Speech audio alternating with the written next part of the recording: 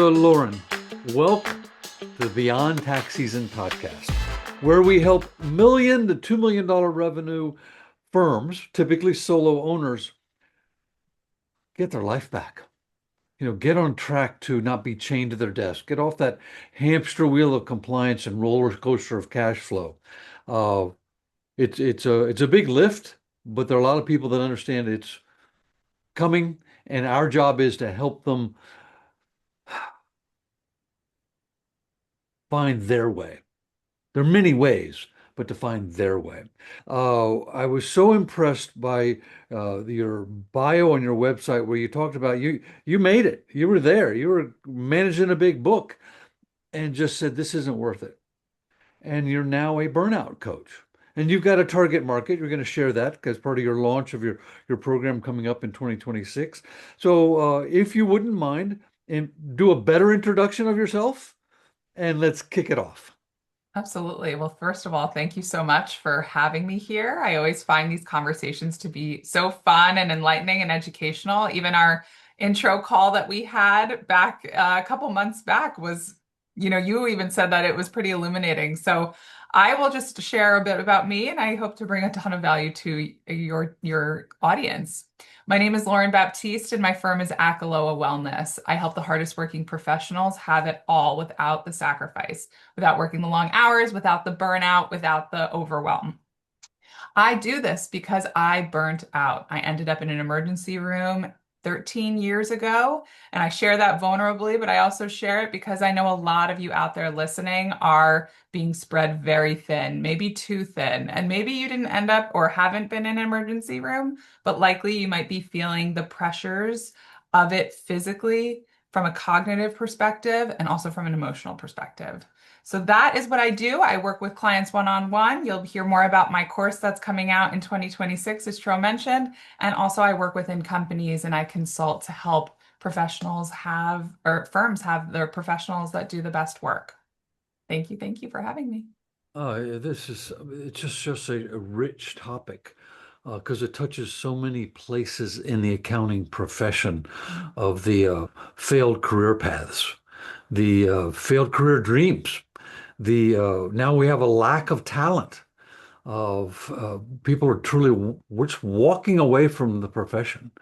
So in this conversation, how do we help not only the firm owner get their lives back, but help them attract the people with a bountiful offer Mm, so that there's a place in the firm for them to apply their talents, which may or may not be a grinder, may not be the minder, may not be the finder, but somewhere, how do we find a place for people's unique abilities, a Colby concept, and use their instincts so that they have better days, so that they end up having better years and they end up having better lives. I love it. You started it with this, I help them find their way. And that really landed for me because there's a way in the profession that we think we need to be, look, do, act in order to be successful. And I've pretty much spent my last 8 years in my business flipping that on its head because the truth is, if you want to have that same steady, stable, slow growth that everyone else has, sure, you can follow the playbook. Or this is where we have to take a little bit of a risk, but a strategic risk where we can then have it all. And so we'll talk about this in far more detail, but we have to start with you, the listener, the firm owner, the person at the top, the executive. And if you're like, hey, Lauren, I'm not that person, well, you know what? You're the manager, the leader, the executive of your own life. And this is still valuable for you. But let's say you are the firm leader, then you want to attract the best talent and likely the best clients, because I can bet many listening to this have had experiences with not the best clients. And we have to start with ourselves. What we'll be talking about, I think, would be really what we've gone back and forth on, at least up until this point, is really saying, how do we do it different so that we can have it better? Start with you. Start with you. I mean, there's so many people that it can guide that kind of deep work, identity shift, that kind of thing. But my experience with accountants is that's not a part of their brain that's really alive. Mm, There's uh, we pass all four parts. Some of us the first time, and then that's our playbook. And we have trouble doing anything that isn't in the playbook. And I will tell you that I've never heard anything in the AICPA educational realm about identity shift. So when you say start with ourselves, what does that mean? How do you guide people through that process of who we are, what we want, what's possible? hmm Well, we can think of it as followers and leaders. A lot of us, even as leaders, are following someone else's playbook, right? Tell me how you got your biggest book of business. Show me how to handle this engagement. Let me look at last year, right? Notice how we're following, even if we have the title that says we're a leader. When we start with ourselves, we have to be the one to go first. We have to be the one to be a little bit brave. And you're right, there will be, let's say, 90% of the population that is okay with that. Or maybe they're just not like interested in that next level and they just want to go through the motions. But this conversation is not for that group. This conversation is for the 10% who are sitting in the room saying, I think this can be better, and I want it to be better. I just don't know how it can be better. So I wanted to clarify that first because if we're I love it. talking to 100%, we're going to get nowhere. I want Yeah, to talk to that 10% who really want better. absolutely love that. I'm just now going through Ahmad Manawar's power positioning masterclass, and he calls it out. He says, "Are there any amateur physicists or chemists in the room? Can you ever attract without repelling?" Mm, So you are doing that. You are repelling the people that aren't ready yet and may never be ready, but you're attracting, as I want to also, right? And of course, it makes our position, our population, our market smaller and smaller, but a lot more fun. a lot more fun. Yeah, I love that way that you mention it because it is true. There is attraction and repelling. And for those that feel like it's not now, they're likely already have bounced out of this episode or haven't listened to it. But it's for those that want the more that are here and they're like, tell me how. How do I start with me? How do I do this? How do I have that firm that is bringing in $2 million versus maybe where I'm at 1 million, right? That's a big jump for those who haven't seen it or experienced it or lived it yet. We have to So start somewhere. let's make that. I want to not make this a marketing, gee, wait and talk to me later kind of thing. Let's start giving some of the secret sauce. What are the tools that you use or the Mhm. exercises that you put your participants, clients, whatever you call them, through that people might try on their own and say, well, I could do that. Or anyway, let's just help them learn what are some of the tools that we use for that discovery of who I am and where I want to go. Yeah, absolutely. At first, it starts with a desire. And that might sound vague, but desire for what? I want that next promotion. I want that next client. I want that next revenue goal. I want. You need to have to want. If you don't want, then you don't get. You don't go. You don't move. You just stay still. Now, a lot of us have the desire. That's why it's the first step. A lot of us want the next thing, but we struggle with how do we do it? So that's step one, know that you want. But now you start to operate for some reason, maybe how we were raised in our cultural firm, right, in the accounting firms, that we think harder is better. So likely you've been hustling for years and years to get where you are, which if you're seeing this on a video, you'll see my hand kind of in the middle of the screen. It's helped you get to where you are, maybe halfway up, but it's not going to help you get to where you want to go. If you're starting to plateau, that means you are likely experiencing some symptoms of stress, of burnout, of overwhelm because you're starting to bang your head against a wall and say, this isn't working anymore. But now you need a new strategy to solve new problems. You can't use an old strategy for new problems. It gets obsolete over time. And you're a different you now than you were maybe 5, 10, 15 years ago. And all these to the people that have gone on this coaching path is also almost trite. You know what got you here is not going to get you there. Dan Sullivan calls it the ceiling of complexity. You Mm, know, 10x is easier than 2x mm. of all those things. But so desire, how strong we all want. Well, we all want that are basic. We want to live. We want to survive. That we're wired that way. Our brain is basically wired for us to be as lazy as possible, just so we conserve energy and can run when we need to from the saber-toothed tiger. But what does desire mean? How strong does that desire need to be? How do you get someone to crystallize what it is they desire? Well, okay. So let's talk about crystallizing the desire. But before that, you said like how much do they need to want it? My guess is a lot of you listening already want it. But what I'm mentioning is that you're doing it to the extent where you're sacrificing yourself to get it. And that's the first red flag. If you want that Do that promotion, again. Do that again. You're you desire it so much that you're sacrificing yourself to get it. And that's the first red flag. sacrificing yourself. So let's give an example, right? Let's say you got to your first $1 million book of business and you want 2 million. You want to double your growth. You cannot 2x the time, 2x the effort, 2x. You don't have that. But we think if we do that, we'll get the output of the $2 million goal. But that won't work. You don't have more time to give because you've already given, I'm assuming, a full-time career to getting to that first million in your book. So we need to think about it a different way.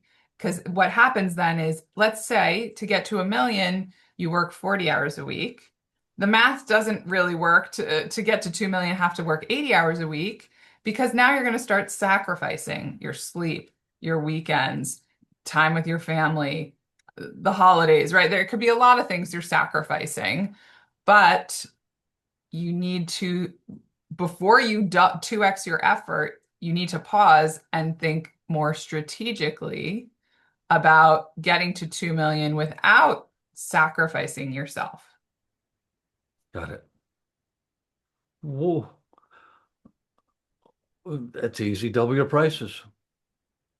That's one strategy. Might not work. It might work. It might not work. There's other options too. Right. Double your client size. Sure. You know, instead of $5 million business, I only work with $10 million businesses. So you're a smaller line item in their budget. Those are like classic. You see them offered by all, not all, but all the I follow my Yeah, competitors, if you will. It just sounds like, oh, just have packages and just raise your prices. But there's the mental shift. absolutely. How do we get people to value themselves more? Hmm.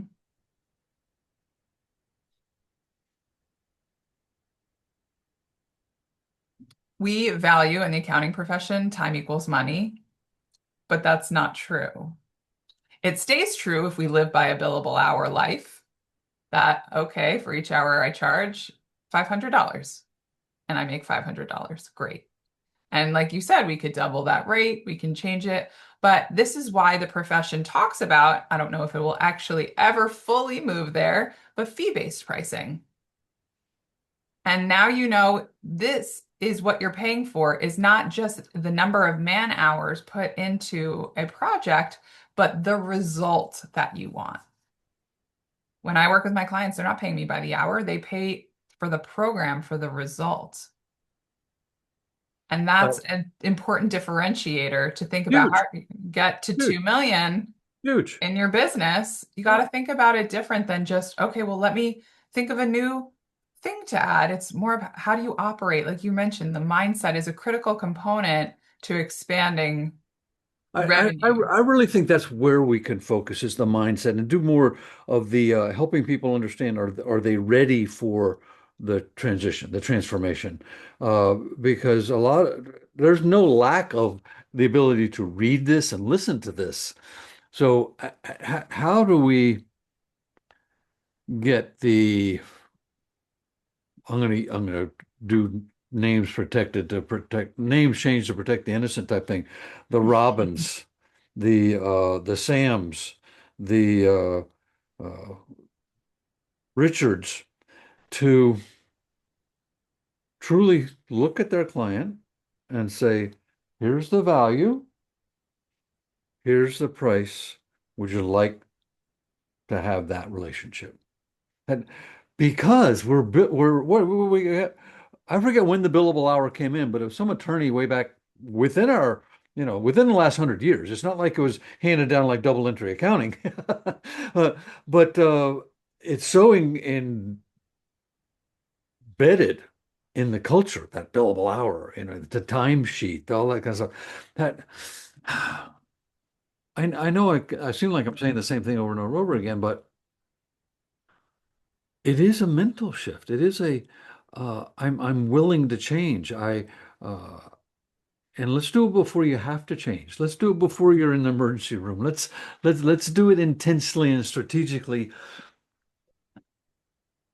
I've just stumbled upon Jackie Meyer. You may have heard of her. She's one of the she was the top 40 under 40 for like 5 years running or something like that. But she's just a human. She just burned out. She just got tired of doing it that way, and she said, "This is stupid. I saved somebody 150 grand and I charge them $250. That's not a fair value exchange." Mhm. So, how are you going to break that culture? Because that truly is the biggest. You stumbled on it. The value pricing paradigm uh, has to be the norm. How do we get people to come to what will be the future faster? Mm. I think you mentioned it nicely, but I'll package it for you the way that I at least share it with my clients is that in order to move forward, it's not just tactics, right? You mentioned a lot of tactics, double your prices, double your client base, change the who you work with. Great. It's tactics and mindset. It's the only way you're actually going to shift. Think about every new year when you say, I'm going to lose 10 pounds and I'm going to go to the gym 5 times a week. Okay, you do that maybe for the first 2 weeks of January, and then by the end of January, the gyms are empty again because most people fall off. Because it's not just tactics of Lauren goes to gym 5 times a week. Even if I knew on my calendar that I would go at 5 o'clock at night and I have it carved out and I could go, there's still a good chance I won't go. Why? Because I haven't been there in years, because I don't have the mindset that values going to the gym over sending 3 more emails, because I maybe see that I'd rather eat dinner at 5 o'clock instead of go to the gym. Notice there's so many reasons why we can actually avoid going to the gym and actually make it seem fairly plausible.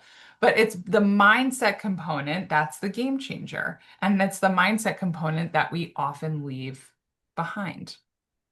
And then we Yeah, don't yeah. make So progress. I got it. What I'm asking for, not give away the secret sauce. And even if you did, our real clients know they can't do it themselves. They need support. So what tool do you use? And I'll go first, but what tool do you use to help people begin to live in that new identity?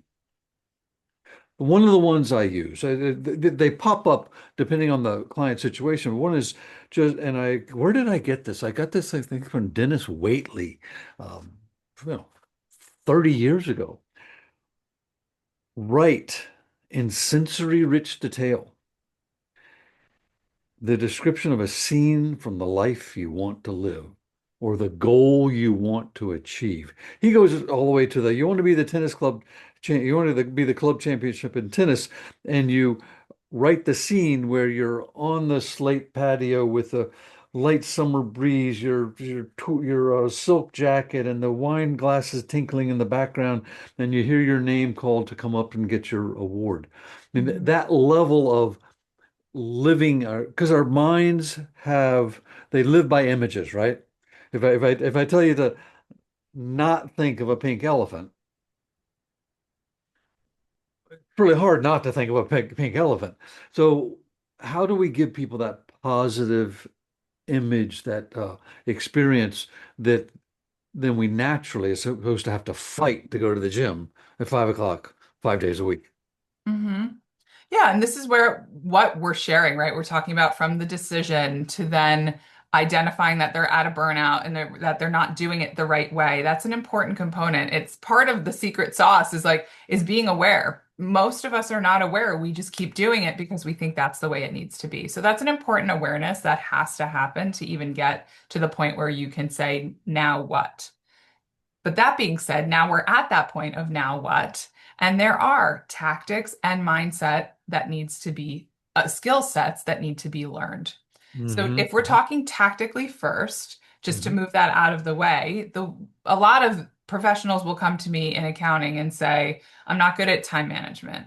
And maybe that's true, but my guess is that there's actually a lot of things that are not in place that then throw off time management. So, for example, you probably don't have proper goal estimates for how long things take.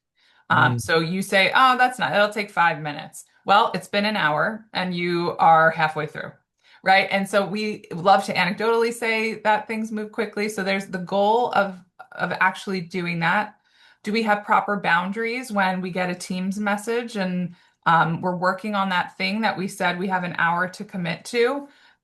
Or are you, an email comes in and all of a sudden you go down that rabbit hole and you change gears altogether? Do you have the boundaries to say, I'm working on this, I'll get to that later? But when we uncover it even more, then we start to notice what I call the three Ps of perfectionism, procrastination, and people pleasing. In those tactics, what we're starting to learn is that it's not just time management, it's how I perceive time. If somebody all of a sudden comes into my office and says, well, Lauren, I need you to work on this. You might people please and say, sure, but you already promised someone else that you would finish that deliverable by end of day. So now the people pleasing has you in a tough spot where you're going to have to work tonight. Or we can experience procrastination or perfectionism and see the impact of that. So you can notice that there's this very gross uh,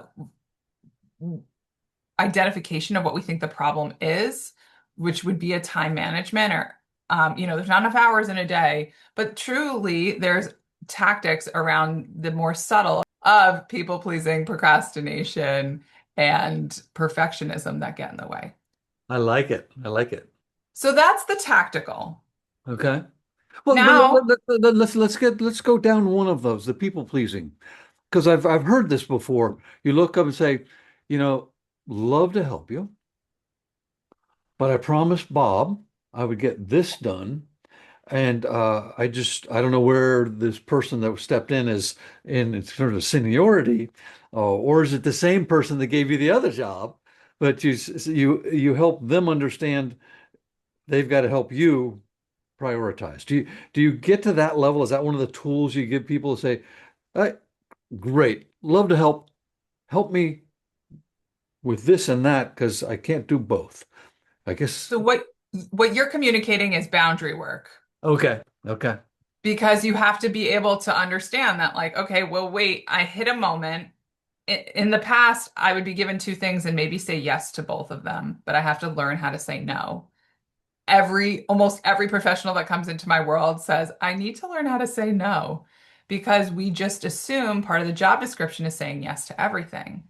Now, we can't be the person that says no to everything, right? We need to be the Goldilocks of finding the just right, knowing when to say no, using it strategically, and knowing when to say yes. Now, if we're in that middle spot where you just said to me, I have two things to do, or I had something I was doing and now a new thing has come in, the people pleaser in me again would have said, yes, I'll do it. And then I sacrifice. The definition of people pleasing is to say yes in excess, right? Excess of yourself, excess of really wanting to do it. You want to do both projects, but in excess of your time, you don't have that time to give. And this is where then you need a boundary to communicate, hi, I would love to do that for you, but I'm working on this. Let's talk about a solution. We could do this tomorrow, or you can ask someone else to do it, right? Notice then how boundary work starts. But if you just say yes, or if you just say, no, absolutely not, I won't do that for you, that doesn't look good either. We need to learn how to have those healthy boundaries because it actually becomes a win-win for everybody. I love that. Boundary work. I've never heard it labeled that. We have to do boundary work. So let's do a shift on instinct. Or have you run into Kathy Colby? The No. Colby A. I mean, I've learned that all these personality tests, you are not your personality. You know, personalities can change. Mm, Instincts can't change. And mm. Colby goes to instinct. And, where do you get the joy in your work? When are you working your unique ability? You could do it all day. You could do it for free. You'd be more energized at the end of the day than the beginning, and you're a lifelong learner. If we could all just do that work, can you imagine that? But Mm. yeah. So where do you work, or do you do anything like that with your clients to help them identify where they're gonna do their best and have the most fun? Yes, right, because clients are coming to me miserable. And first, we need, in order from, if you come to me at misery, fun feels like a stretch. Fun feels like only certain people get to have fun. It feels impossible for me because of my circumstance and situation. Often, when I'm working with clients, we have to start to getting to neutral, getting to where it's no longer emotional, no longer heavy, no longer taking such a weight or a toll on ourselves. Mm. And then we can focus on the identity work, the confidence, the imposter syndrome, and those types of efforts. Identity, I think, is too big of a stretch in this conversation. But Yes. the imposter syndrome, I'm glad you used it because it is so prevalent. Hmm. Because there's this big push to do advisory. Wait a Hmm. minute, that wasn't one of the four parts. There's not an advisory guide. When do I know I'm doing it right? I mean, that's the population we're dealing with, right? Yes. They want a set of rules that they can follow and stay within their profession. How do we get the imposter syndrome out and kill it? This is the mindset. Hmm. We haven't gotten into the mindset component yet. So this is where we can have tactics, but without mindset, you may feel somehow something happens at work and you thought you were on top and now you're not, and your mindset is now working against you instead of working for you. Maybe I'm not good enough for this work anymore. Maybe you'd say to yourself, should I leave the profession? Should I go into from public to private office? Should I, right? Like our brain, our mindset, to your point, yes, it's moldable, our identities are moldable, but we need to know that. We need to then learn mindset work, right? Like everything's, and maybe we should take the work word off the table, but I I say it like it. like, No, it means you have a process. Oh, that's yes. boundary work. Let's do boundary. That's mindset work. Mindset work. No, I love it. I mean, remember, we're dealing with a population that wants to know that there's a process, there's a system. Oh, yeah. There's a system. There's a system. But if we think, a lot of us hear mindset and we're like, what? But the truth is, it's cognitive work. Cognitive is when, people will say, oh, you feel like you have 30 tabs open on your brain. We need to work on that and we have to kind of close the tabs and stop the spinning. And it doesn't just get delivered in like a one size fits all. There's a lot of things we can do to become more aware of our thoughts, take action on creating new thoughts, shift through it. But mindset work for a lot of the work I do, it's almost like the sneaky uh it's the sneaky thing that people don't know that they need it, right? They want time management skills bad. They want to know how to run their calendar and think that they can close their computers at the end of the day, but it's the mindset that they need. That's still a little fuzzy for me. So let's attack it this way. When did you, other than the emergency room, okay, this is dire, when did you come upon there is a solution. There is a better way. Uh, and kind of a follow on to that, or give it some space. What would the Lauren Baptiste of now say to the Lauren Baptiste of 10 years ago? How would that conversation go?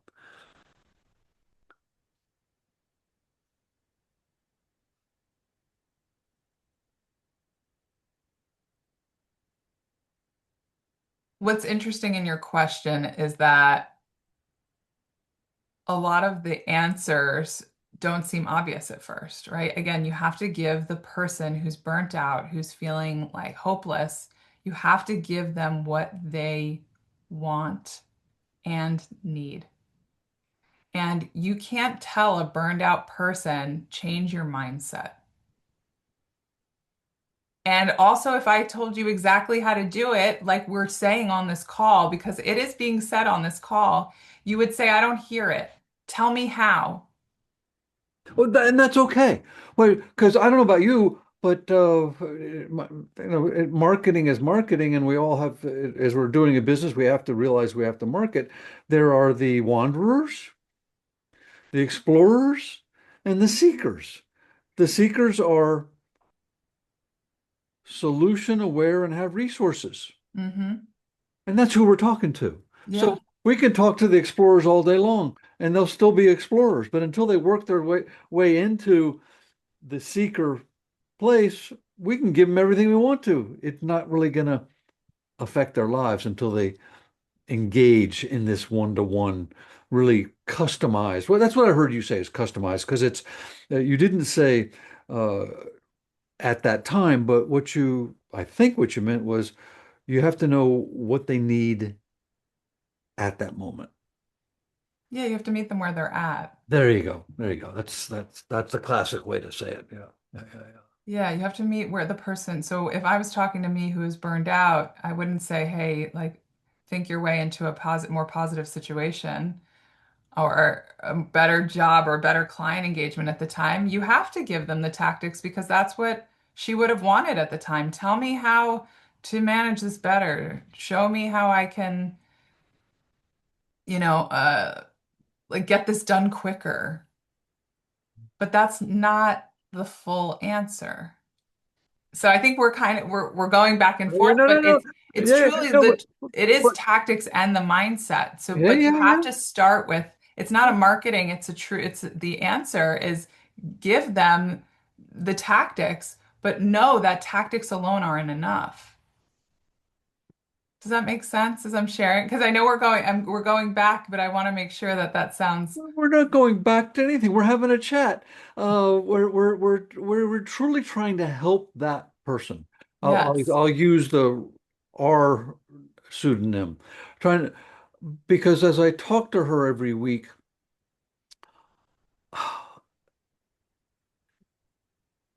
she's like desolate, successful, Hmm. valued, productive, smart,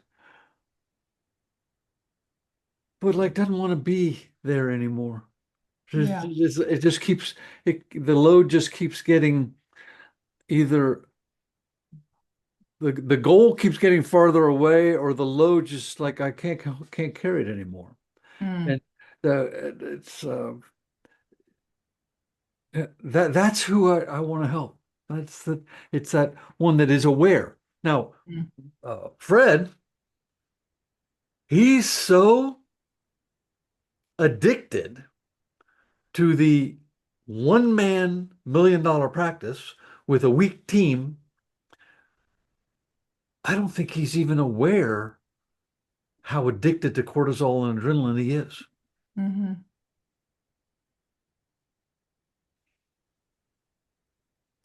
Yeah, absolutely. I mean, this is why it's how we were raised to think of what success is. So let's go with that one because I personally have gone through that where recently where wait a minute, I'm not under stress anymore. What do I do? So how and that is a polite term for it is let down, like oh, and then the more clinical term is post-traumatic stress syndrome. Do you deal with that? Do you see people like all of a sudden they say, "Wow, Lauren, thanks so much." But I don't know what to do with that energy that I used to eat up with that cocktail of stress, that's cocktail of stress hormones that I was been on for the last 5 years. Yeah, they learn how to operate differently. Absolutely. They learn how to take whatever is left. If you've ever worked in busy season and then you finish your deadline and the week after, you don't know what to do when you get out at 6 o'clock and you're used to working till 10. But you learn how to fill it with productive, or it doesn't even have to be productive. I should just say like healthy coping mechanisms. So instead of going and working on a new project or staying on your computer, you go for a walk, Hmm. or you visit a friend, grab dinner. And that's still you change the habit with another habit you replace it with. So when did you start to build this skill set that you feel so comfortable going into public and knowing that you've got, oh, that's boundary work. Oh, that's tactical. Oh, that's mindset. How did you get here? How did you become the solution instead of just a sufferer? That's a great question. I was still in the firm when I became the solution. I helped myself. Coaching wasn't a thing that I was at least aware of at that time. Also, I knew something had to change. So for me, I was reading a lot of the motivational self-help books, and I got myself out of burnout, and it took a long time. But after that, I saw it in my colleagues and I realized this can't be the profession. And at that point, I just started with this can't be my engagement team. I would work with the partner who was smoking cigarettes and helped him stop smoking. I worked with a colleague who had early onset diabetes, and we found a better way of living so that they could start exercising instead of working all night. I would share different tactics and solutions with colleagues who were suffering because I saw it, I saw their pain and what I had experienced, and I decided, like, no more. And Awesome. that was where it Awesome. built. One client, one person, one That's firm at a great. time. That's great. Did you ask permission to coach or did you just kind of sneak in there and started doing it? I think it always has to be asked. I don't give unsolicited advice, but they would say, like, "Oh, I'm running a 5K and like smoking a pack a day." And I was like, "Well, how does that feel? How's that working out for you?" And that mixed with my consulting background, it just felt like a natural way to support my team, and they wanted that. There were definitely people that were in the room that were fine doing their thing and living with counterproductive coping mechanisms. And again, like that 90%, I'm not there to help everybody. But if somebody was curious about why I looked fresh and healthy while I was in the office, while they were dragging, I would share. And it just built from that. How long were you in this transition from uh, emergency room to I got to change it to actually exiting the making your money in some form of public accounting? You making money in my business? Well, what I understood is that you were in a public accounting firm, Yes. run the lead on a big book, Yes. and you aren't doing that now. Correct. So what was the from emergency room to not doing that now? What did that transition look like? How long did it take you to like get your first client or realize or did you go cold turkey? Tell us about that. How my business built up is what you're asking, right? Okay. Okay, yes, that's what I'm From my asking. burnout, yeah, where it started. Okay. Um, I burnt out in 2013, Okay. and I spent maybe a month wallowing, and then I made a decision. Remember this decide? I made a Hmm. decision that this isn't it. I'm not going to stay here anymore. I'm going to follow what my dream is, which I always wanted to run a business, and I'm going to start now. Fast forward, I was still at the firm until 2023. Okay. Okay. Until I was making six figures in my business, over six figures in my business. I was doing it for a few years at that point, and I was balancing that 4 million book of business for the 9 to 5 that I was doing as well. And there was a tipping point where I realized my business is now hurting because I'm still here at the firm. Hmm. And that's when I made the shift to leave. Hmm. So is the promise for people to shorten that 10-year period to get to where they really want to be it in the profession or out? I mean, absolutely. I help my clients through it within 6 months. But for me, a few things, right? It doesn't take 10 years to get out of burnout. For me, I did it myself and it took longer than it could. But for my clients, it's taking less than 6 months. A lot of clients, it's 3 months and they're out of their burnout. And then it opens up space for them to focus on what it is that they want. Okay, so let's talk to your clients because I want to know how to be looking for them too. Talk about or talk to directly here.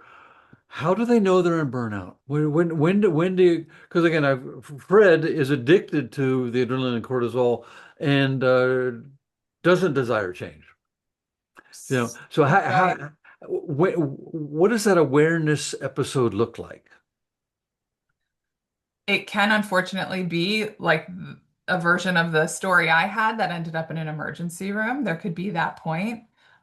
It can take usually a circumstance to help us gain awareness. A circumstance looking like got a low performance review after being a high performer and sacrificing my nights and weekends. And years later now, I'm being told that this isn't good enough anymore.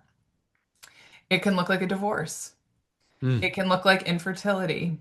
It could look like, uh, passed up for promotion again. It could look like a recent layoff. It can look like you're coming back from maternity leave and your team doesn't see you the same way anymore. It can be a lot of different circumstances, but it's likely something that shakes you a little bit. And when you get shook, you start to question what happened. Now, for your client, Fred, who's going 100 miles an hour and living off adrenaline and has no desire to change, he might not until something changes. Hmm. In this case, I'm afraid it's would be one of those we found him at his desk slumped over type thing. But That it's very common in the profession. I work with accountants and lawyers, and we hear about this all the time. The professionals that are checking all the boxes, and all of a sudden the next week they commit suicide, right? It's heavy stuff. We could talk about burnout and it feels lighter and mindset and all of that, but it's really to prevent what we're seeing in the professions with the highest rates of depression, anxiety, suicide. We need better. And that's why we have to be thinking more preventatively, which is what we've been discussing pretty much in this whole conversation of getting in front of it.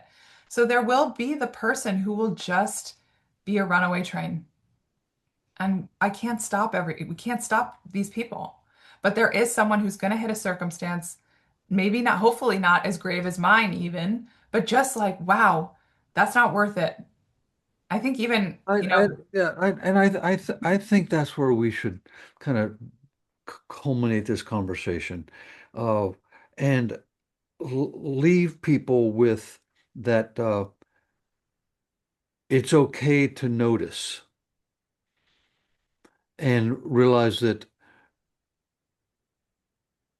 there's something that when you notice it, it's okay to now think differently. mm, Uh, I like that. So can you, because your words are so much smoother and better practice than mine. Could you say that the way you would like to say it to our audience?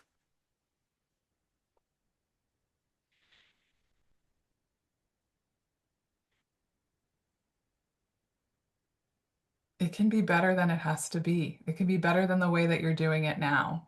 You just have to decide that it can be better and that you want it to be better. In some ways, it's that simple. We can become managing partner and sacrifice everything, our health, our family, our well-being, our weekends, or not, and still be managing partner. What is the moment right before decide?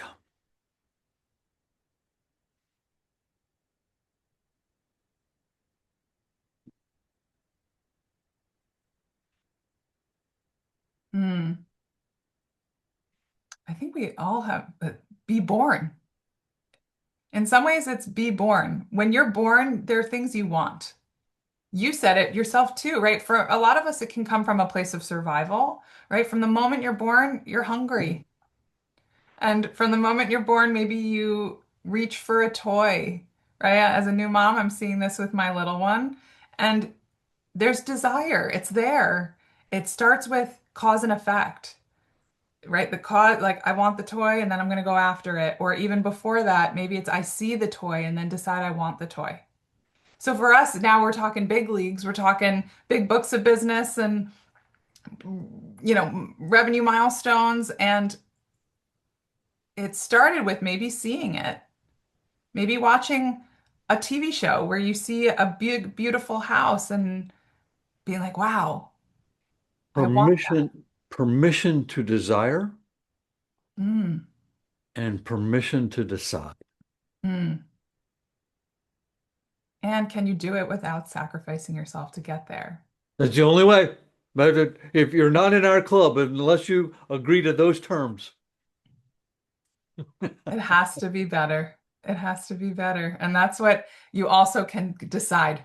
You can decide, I want that big, beautiful goal, that big house, that big whatever. But you also have to decide that I'm not going to kill myself doing it. Yeah. Yeah. Very good. Very good. Yeah. Well, why don't you do a little, let's wrap this up and do a little ad for your course. Sure. You're launching a course in Yes. 2026. Yes. Tell us about it. Yes. It is called Retained by Choice because a lot of us feel like we either have to stay because that is what we're told or what we think we need to do, or we leave because we feel like we can't hack it, we can't stick it out. And the program, Retained by Choice, is meant to give professionals, specifically in middle management, but I also see a lot of business owners jump in and join it as well, to learn the skills to be successful that we talked about. It talks about stress management and burnout, and you get really clear on a diagnostic of where you're at and what it looks like and how to handle it. But then you also learn the tactics and the mindset. Tactically, we talk about goal setting, time management, healthy boundaries, the three P's of people pleasing, perfectionism, and procrastination. We learn how to evaluate and we learn how to skinny that timeline where it took me 10 years to get from here to there for you to do it in months.